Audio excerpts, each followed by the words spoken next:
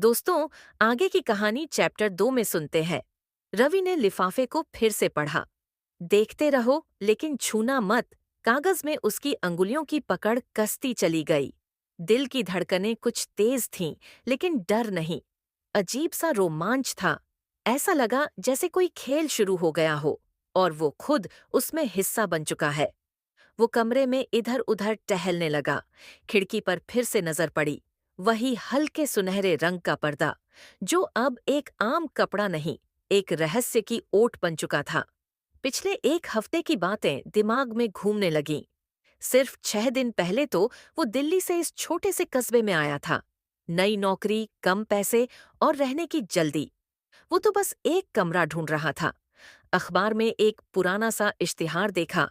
शांति house में किराए पर कमरा उपलब्ध, एक अकेले पुरुष के लिए। शर्तें सख्त, लेकिन माहौल शांत। फोन किया।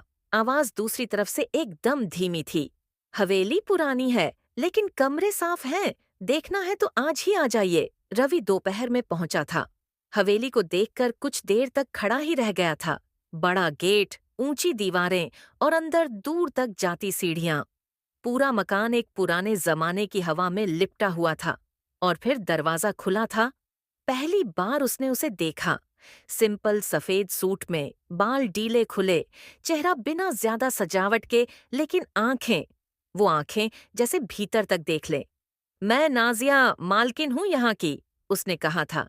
कमरा देख लो, कोई शोर नहीं चाहिए, कोई मेहमान नहीं, और किराया समय पर। रवि ने बिना ज्यादा सोचे हामी भर दी थी। उसे जगह चाहिए थी, और सच्चाई ये थी कि इस हवेली में कुछ था, कुछ ऐसा जो खींचता था। अब तक वो सोचता था कि खिंचाव उस रहस्यमयी जगह की वजह से था, लेकिन अब समझ आ रहा था, वो उसकी वजह से था। उस दिन के बाद रवि का दिन ऑफिस और शामें खिड़की की ओर देखने में गुजरने लगी थी। मालकिन का कमरा बिल्कुल सामने था, और खिड़की जैसे जानबूझकर थोड़ी सी खुली छोड़ दी जाती हो।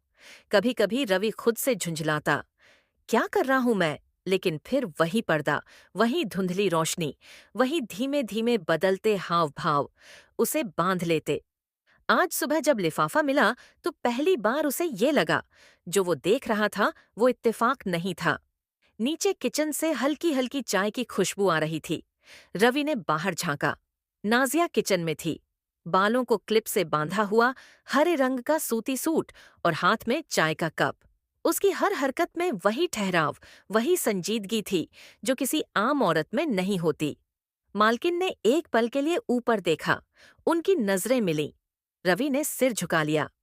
गुड मॉर्निंग, नीचे से उसकी आवाज आई। रवि ठिठक गया। आवाज में शरारत नहीं थी, पर ठंडापन भी नहीं। वो नीचे भागा, वैसे ही, बिना शर्ट पहने, सिर्फ टी शर्ट में। सीढ़ियां उतरते वक्त दिल जैसे तेजी से धड़क रहा था। अरे आराम से, गिर जाओगे, मालकिन ने कहा, और एक कप उसकी ओर बढ़ा दिया। आपने कैसे जाना कि मैं जागा हूं? मालकिन मुस्कुराई। तुम्हारे कमरे की खिड़की जब भी खुली होती है, मुझे पता चल जाता है। और आज तो खिड़की से कुछ और भी दिखा। रवि हड़बड़ा गया। जी, माफ कीजिए अगर मैंने कुछ कहा, उसने बीच में ही टोका। उसकी आंखें अब भी शांत थीं, लेकिन उनमें हल्की सी चमक थी। वैसे शहर वाले लड़के बड़े सीधे दिखते हैं, लेकिन होते नहीं। चाय का घूंट लेते हुए रवि को महसूस हुआ, वो सिर्फ उसकी मालकिन नहीं थी, वो खेल की मास्टर थी। और वो सिर्फ एक मोहरा। आप अकेली रहती हैं? रवि ने पूछ ही लिया। हाँ, उसने जवाब दिया। और ऐसा ही ठीक है, लोग साथ होते हैं तो सवाल बढ़ते हैं। और डर? रवि ने अनजाने में पूछ दिया। मालकिन की मुस्कान धीमी हो गई। उसने नजरें दूसरी ओर फेर लीं। डर? डर उन्हीं को लगता है जो सच से भागते हैं। और सच ये है कि यहाँ से ज्यादा सुरक्षित जगह कहीं नहीं। उस वक्त रवि ने नहीं जाना कि उसकी ये बात कितनी गहरी थी। उस दिन शाम को जब वो ऑफिस से लौटा, तो देखा उसके कमरे की खिड़की के सामने की खिड़की बंद थी। पहली बार वो बेचैन हुआ, लेकिन जैसे ही अंधेरा घिरा, खिड़की फिर से खुली। और इस बार पर्दे की ओट में सिर्फ उसकी परछाई नहीं, बल्कि उसकी आवाज भी थी। तुम अब डरते नहीं, है ना? उसकी धीमी सी आवाज हवाओं में घुली। रवि चौंका। आवाज अंदर तक आई थी, जैसे कोई दिल को छू गया हो। और फिर उसी क्षण कमरे की लाइट चली गई। पूरा घर अंधेरे में डूब गया। रवि की आंखें खिड़की की ओर थीं। वहां उस दूसरी खिड़की में अब एक आकृति खड़ी थी, सफेद कपड़ों में लिपटी, धीमे धीमे हिलती और उसकी ओर देखती।